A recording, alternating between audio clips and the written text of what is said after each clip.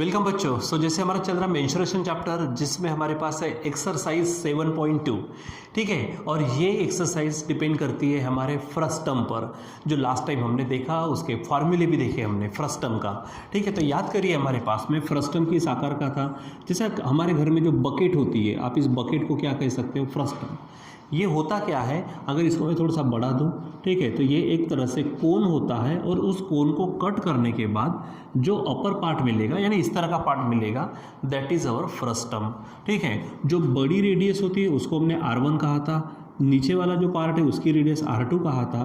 ये इस चीज़ को हम हाइट कहते हैं, और ये जो तिरछी है इसको हम स्लैंट हाइट कहते हैं। इस स्लैंट हाइट L का फार्मूला आपको मालूम होगा, h² plus R1 minus R2 whole square ये रहता, ठीक है।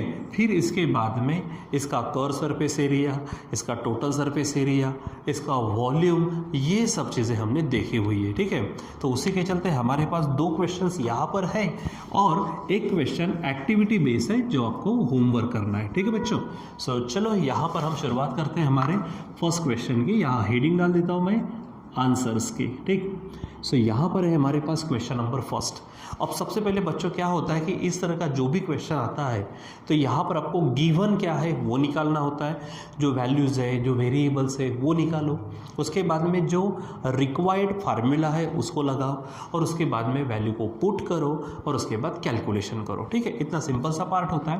तो देखो क्या कहा, the radii of 2 circular ends of A frustum shape bucket, ठीक है। मैं यहाँ पे हेडिंग डाल देता हूँ, फॉर फ्रस्टम, कौन से आकार की है, फ्रस्टम शेप बकेट, ठीक है। यानी मुझे बार बार फ्रस्टम शेप बोलने की ज़रूरत नहीं पड़ेगी, ठीक है। क्या कहा है, उसकी क्या है, रेडाई है, तो एक रेडियस है 14, दूसरी है 7। तो आपको मालूम है जो बड़ी है उसको मैं नाम देता हूँ R1, ये है 14 सेंटीमीटर, और दूसरी जो है उसको हम नाम देते R2 जो 7 सेंटीमीटर है, ठीक है। आगे, the height of bucket is 30 centimetre, height को हम नाम देंगे H जो है 30 सेंटीमीटर। अब उसने स्लैंट हाइट कहा होता तो हम यल यूज़ करते, अब उसने कहा नहीं है, ठीक है। अब उसने आगे क्या कहा, how many litres of water it can hold, इसका मतलब उस बकेट में कितना पानी समा सकता है, मतलब हमको यहाँ वॉल्यूम निकालना पड़ेगा।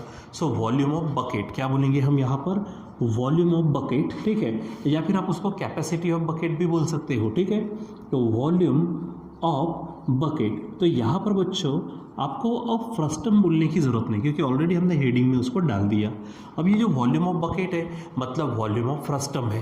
अब आपको मालूम है वॉल्यूम ऑफ फ्रस्टम क्या फार्मूला है, यस, क्या था हमारे पास, 1/3 पाई, ठीक है। उसके बाद में हमारे पास में क्या क्या था, उस चीज़ को नोट करो आप, ठीक है। 1/3 पाई, जैसे अगर मैं कोन की बात करता हूँ तो क्या था, 1/3 पाई R² H, ठीक है। यहाँ पर जो है वो है 1/3 पाई, ठीक है, R1² plus R2² plus R1 into R2 into H, ये हमारे पास में फार्मूला है, ठीक है। अब आप इस वॉल्यूम को V से बता सकते हो, ठीक है। ये देखो आपके पास है 1/3, यहाँ ये पाई, आप पाई की वैल्यू 22/7 ले सकते हो, या फिर आप बाद में उसको 3.14 भी ले सकते हो, ठीक है। तो थोड़ा सा हम यहाँ पर आगे बढ़ते हैं, पाई की वैल्यू लिख लेते हैं हम 3.14। अब यहाँ पे R1² है जो हमारा 14 है उसका स्क्वायर, यहाँ है R2², वो है 7 whole square, plus R1 R2 मतलब 14 इंटू 7, और यहाँ पर जो यच है, आप यच को देखो, ये है हमारा 30।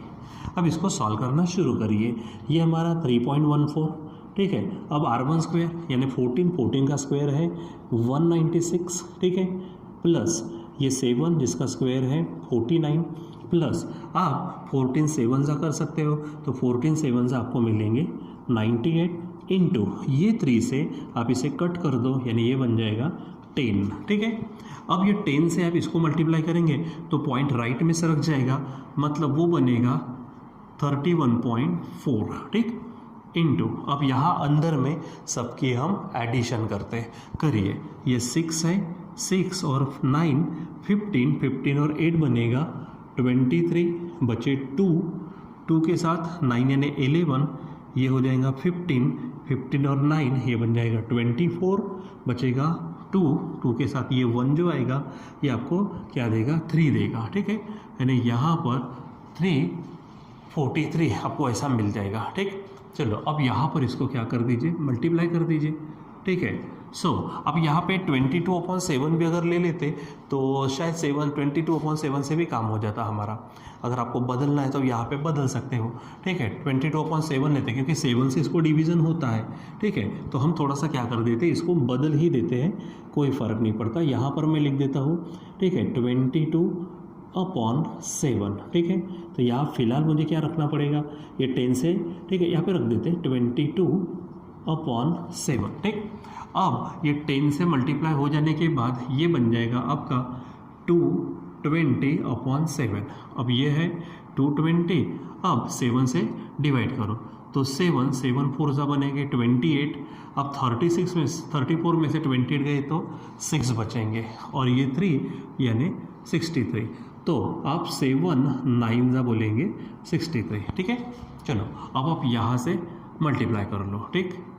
तो 49 0 ज़ा 0, 49 2 ज़ा ये बनेंगे 98, उसके 8 और फिर से 49 2 ज़ा 98। अब इसको अगर ये करते तो 107, ठीक है, 107 ऐसा आ जाएगा, ठीक। तो इतना सेंटीमीटर क्यूब आएगा। लेकिन बच्चों एक और बात है, खास बात है, कौन सी, आप देखो उसने क्या कहा, ठीक है, how many litres of water it can hold. यानी हमको सेंटीमीटर क्यूब में नहीं निकालना है, हमको निकालना है इसको लीटर्स में, ठीक है।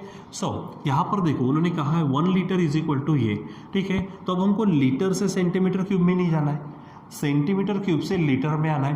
तो ये 1000 नीचे आएगा, मतलब आपको डिवाइड करना पड़ेगा 1000 से।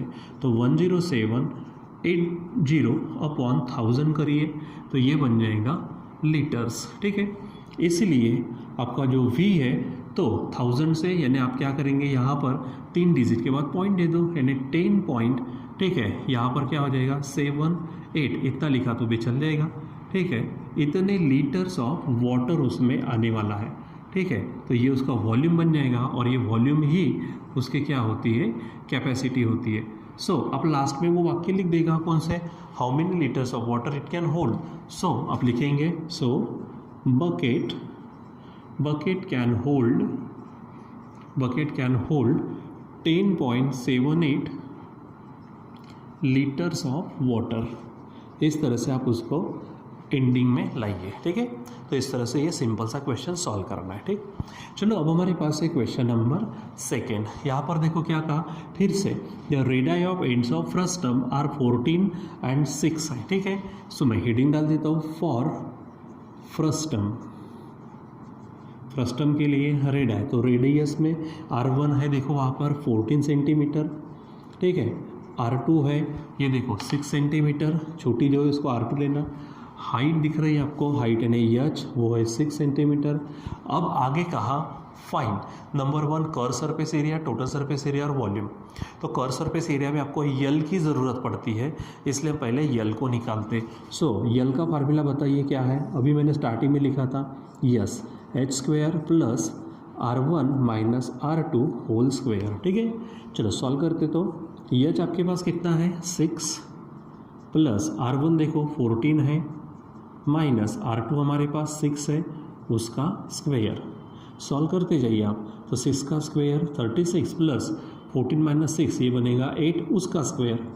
तो यहाँ पर 36 प्लस 8 का स्क्वायर 64 जो आएगा आपका 100, ठीक है। और इसीलिए यल मिल जाएगी 10 सेंटीमीटर, ठीक। चलो अब एक एक करके सॉल्व करो। पहला curve surface area of frustum, यहाँ हेडिंग डाल दीजिएगा, क्या बोलेंगे आप, curve surface area of frustum, ठीक है, curve surface area of frustum. तो यहाँ मैं नीचे लिख देता हूँ, आपको मालूम है फार्मूला क्या है, पाई R1 plus R2 into L. अब पाई की वैल्यू आप ले सकते हो यहाँ पर 3.14, ब्रैकेट में R1 प्लस R2 देख लो, ये है 14 प्लस 6 इंटू यल मिल गई है 10, ठीक। तो 3.14 इंटू ये क्या बन जाएंगे 20 और ये बनेंगे 200, ठीक है। इसको मल्टीप्लाई करो तो 30 यानी 2 से करो, 2 4 = 8, ये 2 और ये 6, इसके ऊपर 2 0, 2 घर के पॉइंट देंगे तो यहाँ से 0 निकल जाएंगे, तो इतना सेंटीमीटर स्क्वायर। दूसरा पूछा है बच्चों उन्होंने, यहाँ देखो टोटल सरफेस एरिया, यहाँ लिखेंगे हम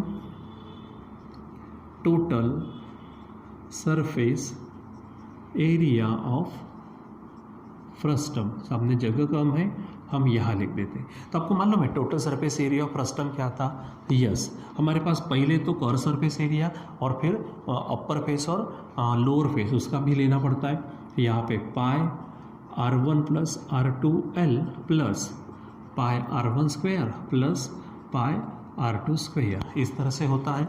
आप चाहे तो यहाँ से क्या निकाल सकते हो, पाई को कॉमन निकाल सकते हो और आखिरी में आप लिख सकते हो, ठीक है। तो ये पाई हो गया, मैं यहाँ पर वैल्यू रखता हूँ, r1 देखो कितना है, या फिर ऐसा कर सकते हैं आप, ठीक है, r1 + r2l plus r1 square plus r2 का होल स्क्वायर, ठीक।